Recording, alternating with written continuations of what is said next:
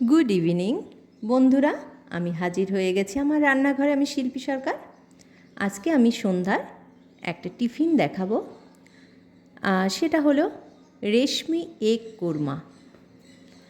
তো তোমরা আমার সাথে কিন্তু অবশ্যই থাকবে আমার রান্নাঘরে। আমি কেমন করে রান্নাটা করি অবশ্যই তোমরা দেখে নেবে। প্রথমে আমি কড়াইয়ে তেল গরম করার জন্য দিলাম। আর এই রেশমি এগ কোরমা রান্না করতে আমার যেটা লাগবে সেগুলো হলো ডিম লাগবে। আমি ডিমটা সিদ্ধ করে নিয়েছি আগেই। পরোটা করার জন্য ময়দা লাগবে। ময়দাটা আমি আগেই মেখে নিয়েছি বন্ধুরা, দেখে নাও। আমি মেখে আধা ঘন্টা রেখে দিয়েছিলাম। আর লাগবে পেঁয়াজ বাটা, আদা বাটা, রসুন বাটা, লাগবে টক দই, কাজু বাদাম, আমন্ড বাদাম বাটা, আর লাগবে দুধ। তোমরা এই দুধটা লিকুইড দুধও দিতে পারো, গুঁড়ো দুধও দিতে পারো, তোমাদের চয়েস। আর লাগবে সাদা তেল। বন্ধুরা, এই রান্নায় কিন্তু সাদা তেলই ব্যবহার হবে। তেজপাতা লাগবে আমার, গরম মশলা বলতে গোটা জিরে, এলাচ, লবঙ্গ, দারচিনি লাগবে, কাঁচা লঙ্কা লাগবে। আমার তেলটা গরম হয়ে গেছে। এবারে আমি ডিমগুলো হালকা করে ভেজে নেব। হালকা করে ভেজে নেব ডিমগুলোকে। তাহলে অবশ্যই আমার রান্নাটা দেখো বন্ধুরা। আমি ডিমগুলো হালকা করে ভেজে নিলাম।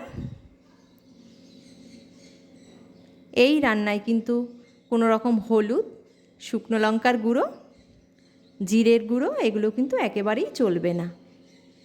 এই রান্নাটা একটু হালকাটে সাদা টাইপের হবে। প্রথমে আমি তেলে এলাচ, দারচিনি, তেজপাতা, কাঁচা লঙ্কাটা দিয়ে দিলাম। একটু হালকা করে নেড়ে নিলাম। এবারে দিলাম আমি পেঁয়াজ বাটা। বন্ধুরা, তোমরা দেখবে পেঁয়াজটা কিন্তু হালকা আছে ভাজবে, যাতে পেঁয়াজটা না পোড়ে, ঠিক আছে। এবারে তার মধ্যে আমি লবণ দিয়ে দিলাম। ভালো করে আমি নাড়িয়ে নেব, খুব অল্প আছে।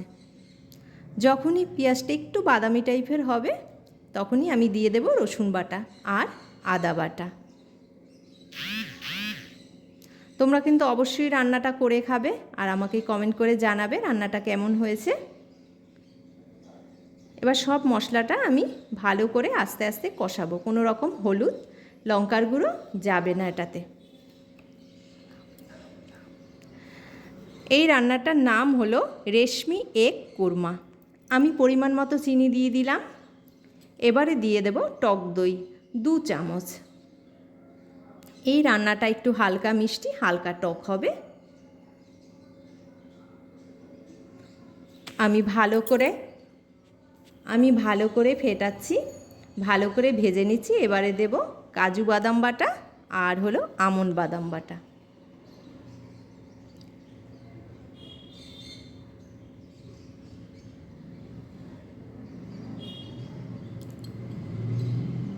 বন্ধুরা দেখো কেমন সুন্দর একটা কালার এসছে। এবার আমি ডিমগুলো দিয়ে দিলাম। আমি শিল্পী। হালকা করে আমি ডিমগুলোকে একটু নাড়িয়ে চাড়িয়ে নেব। এই রান্নায় কিন্তু কোনো রকম হলুদ চলবে না বন্ধুরা, এটা কিন্তু সব সময় লক্ষ্য রাখবে। একটু হালকা মিষ্টি দেবে, যারা একটু মিষ্টি বেশি ভালোবাসো তারা কিন্তু একটু মিষ্টি বেশি দেবে। আর এবারে আমি দিয়ে দিলাম লিকুইড দুধ, তোমরা গুঁড়ো দুধও দিতে পারো। এবারে আমি নাড়িয়ে চাড়িয়ে, আমার রান্না কিন্তু প্রায় শেষ হয়ে এলো। বন্ধু, তোমরা কিন্তু অবশ্যই এই রেশমি এগ কোরমাটা বাড়িতে করে খাবে।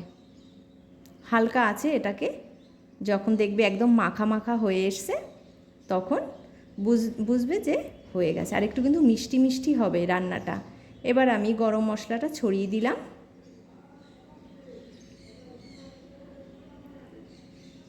আমার রান্না প্রায় শেষ। এবারে আমি নামিয়ে নেব, সাথে দিয়ে দেব ঘি।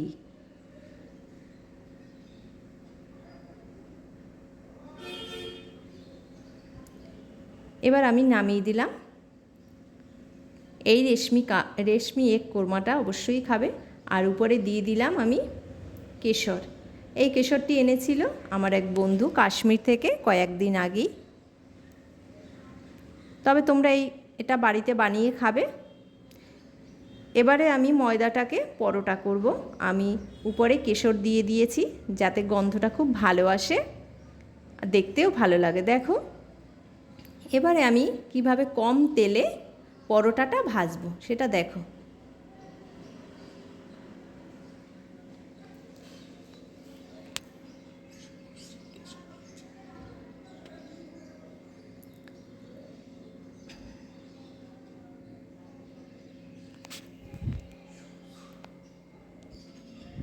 এই কেশরটি আমাকে দিয়েছিল আমার এক বন্ধু, তার নাম শুভশ্রী।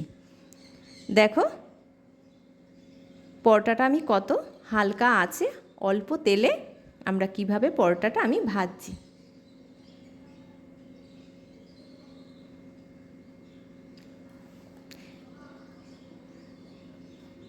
এই সব ধরনের টিফিন বাচ্চারা কিন্তু খুব ভালোবাসে, তাই বাচ্চাদের অবশ্যই দিতে পারো।